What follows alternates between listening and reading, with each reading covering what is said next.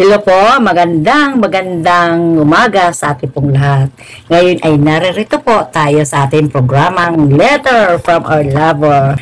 My message for today is entitled, God Keeps His Promise. Taken from the book of Numbers, chapter 23, verse 19. Ganito po ang sinasabi ng natura pong teksto. In a version, God is not human that He should lie, not a human being that He should change His mind. Does He speak and then not act? Does He promise and not fulfill? So, ito naman po ang sinasabi ng Tagalog version ng natura pong teksto. Ang Diyos ay di sinungaling na tulad ng tao. Ano mang sabihin niya, kanyang gagawin. Kung mangako man siya, ito'y kanyang tutuparin. May God add blessing to the reading of His Gospel. Lord, salamat po ngayong umaga. Narito po kami sa panalangin na ito. Samahan niyo kami pagpalain sa pangalan ni Jesus. Amen. Glory to Jesus. Glory to God. Madalas tayo makarinig. Nagsalita, hindi naman ginagawa. Nangangako, hindi naman tinutupad. Mga kaibigan, huwag po natin pagtakhan. Yan nga po sinasabi ng ating teksto ngayong umaga eh. Ang Diyos ay hindi sinungaling gaya ng tao. Sa totoo lang po, si Lord lang po talaga ang totoo at tunay. Bakit po? Sapagkat araw-araw nagbabago dito sa ibabaw ng mundo. Gaya nga po ng tao. Dahil araw-araw nagbabago, hindi mo maasahan. Ngunit magbago man araw-araw ang kapaligiran mo, ang Diyos ay hindi magbabago. Siya ang Diyos noon, ngayon at magpakailanman, sabi ng Hebrews 13:8. Maasahan siya sa lahat ng sandali ng ating buhay. Itong ating Diyos, this is our God. Siya ay Diyos na tumutupad sa kanyang mga pangako. Pag sinabi niya, kanyang ginagawa. Tapat siya sa lahat ng bagay. Thanks God for the truth of His Word.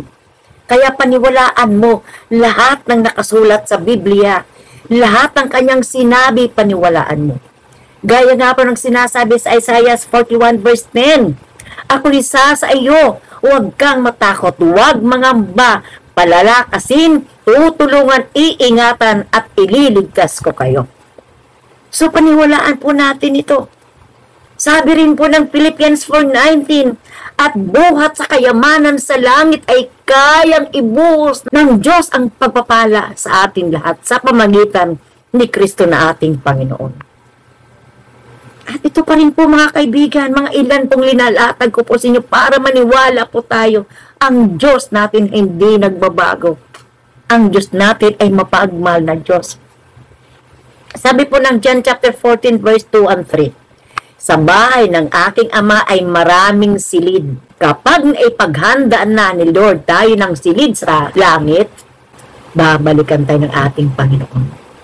Diyan sa alapaap, kung sa naroon si Lord, ay dapat naroon din po tayo na kanyang mga anak. Kaya ano man ang iyong pinagdadaanan ngayon, nagdududa tayo, nagdududa ka, panghawakan mo salita ng Diyos. Sinabi ng Lord, pinangako ng Lord, gagawin, tutuparin ng ating Panginoon. Kung ang tao nagpaasa sa iyo, nangako sa iyo, i-expect mo yan, pwede mangyari, pwede kang mabitin, pwedeng hindi. At maghintay tayo, maghintay ka sa dulo ng daigdig. Bakit po? Kasi tao ang nagsabi.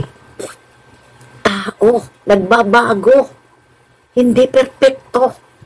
Samantal ang Diyos natin, pag nangako, tinutupad. Pag sinabi niya, ginagawa niya. Dahil bakit? Mahal na mahal po tayo ng ating Panginoon. Kaya mga kapatid, salamat sa Diyos. Ano man sitwasyon mo ngayon, nagdududa ka, nandyan si Lord.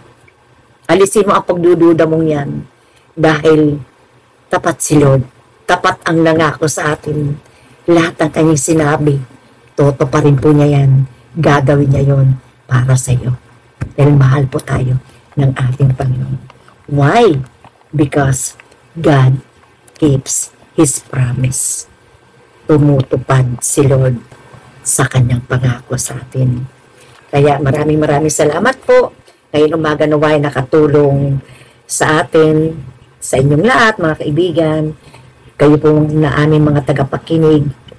Naway kahit paano ay nakatulong po ang salita ng Diyos sa atin upang kahit paano maibsan po ang ating mga nararamdaman o kaya mga pinagdadaanan sa buhay. So tayo po manalangin. Lord, salamat po. Basbasan niyo po ang mga salitang ito namin natutunan. Pagkasiluhan niyo po ito, Panginoon, sa aming lahat. Salamat sapagkat lagi niyo po kami hindi nakakalimutan, Panginoon. Lagi po kayong tapat sa iyong mga pangako. Salamat po, nagpupuri po kami, nagpapasalamat sa iyong pag-ibig sa amin. Purihin ka sa pangalan ni Jesus. Amen. So glory to God, glory to Jesus. So maraming salamat po at pagpalain po tayong ating Panginoon. Shalom everyone. Bye-bye. Hey! I pray that today's letter from our lover bless and encourage you. Please let us know if this video impact you by liking it and posting a comment below. Also, please subscribe for more inspiring content.